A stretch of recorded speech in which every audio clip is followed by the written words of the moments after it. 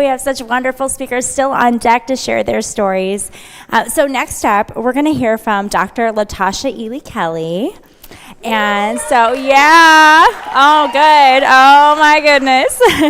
So Dr. Tasha Ely Kelly holds a PhD in Language, Literacy, and Culture from University of Maryland, Baltimore County.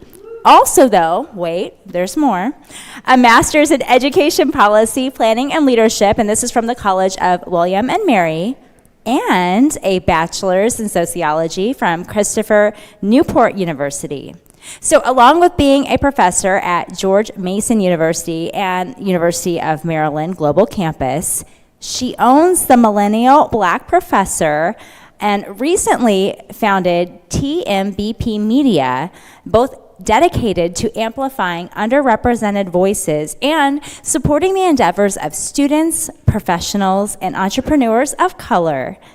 A Kansas transplant originally from Newport News, Virginia, Dr. Tasha lives in Park City, and she lives there with her husband, Corinthian, and loves reading, attending concerts, and game nights with friends and family, and speaking to everyone here at Wichitalks. So why don't we go ahead and welcome Dr. Tasha up to the stage.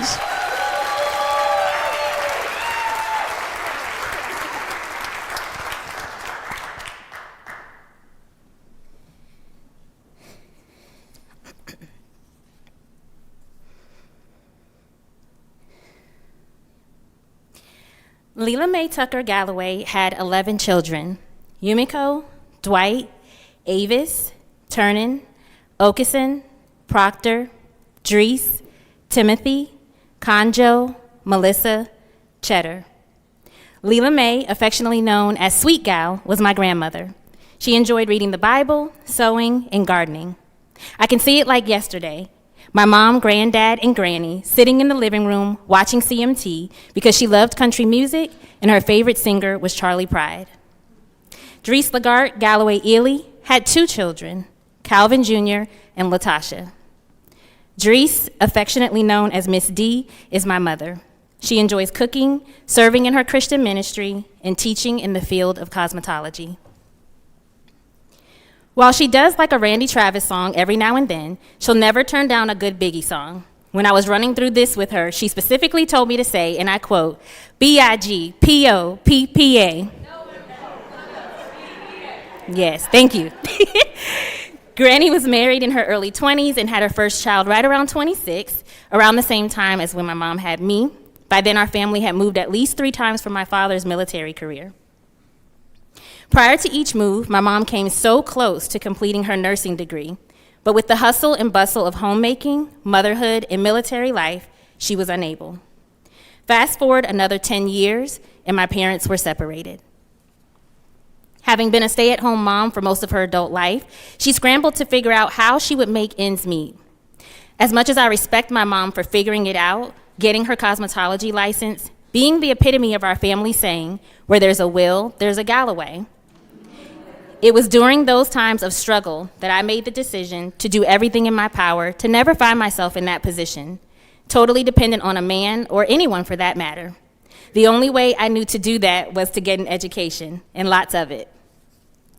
This was solely out of concern for my future self, as I'd never had that hankering for babies or even one baby that so many of the women in my life seemed to have. This at an early age was one of the first of many things that often made me think, something's wrong with you. But don't worry, I'm in therapy. But seriously, I'd been conditioned by what I saw watching shows that came on, TGIF, The Cosby Show, Fresh Prince, movies, really everywhere. Motherhood was not just the way to go, it was the only way. And if you didn't have children, something had to be wrong with you. But none of that mattered. I knew having children wasn't a personal desire, and I wouldn't be bullied into it. At 23, diagnosed with fibroids and suffering with all that comes with them, I requested surgery that would remove my ability to have children, and I was told no. I was told no then and for years to come by doctors insisting that I or my future husband would definitely want kids someday. The negative impact to my quality of life was significant, but I persisted. So I'm a 3-time first-generation college graduate, and if you look at the acknowledgement section of my dissertation, there's a line that says, I look forward to sharing a lifetime of accomplishments with you.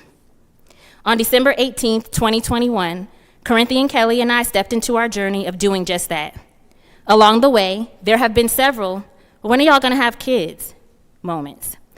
A quick word of advice, stop asking people that. And stop trying to convince them to change their minds to fit your concept of family. Because empowerment lies in the power of choice, reclaiming our narratives, our bodies, and our futures from the grasp of outdated norms.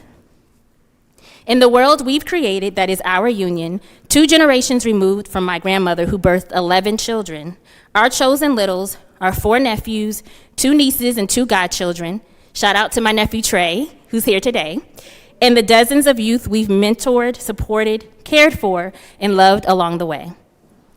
This identity I've inherited, grown into, and intentionally crafted with a supportive partner, shout out to my love, who's also here today, also paving his own way, reflects the persistence and ingenuity of the women in my family and is also a testament to the possibility of change. It signifies a movement toward a future where the value and identity of a woman are not predicated solely on motherhood, marital status, or other patriarchal standards, but on the realization of her dreams and aspirations, the fullness with which she lived and not just survived.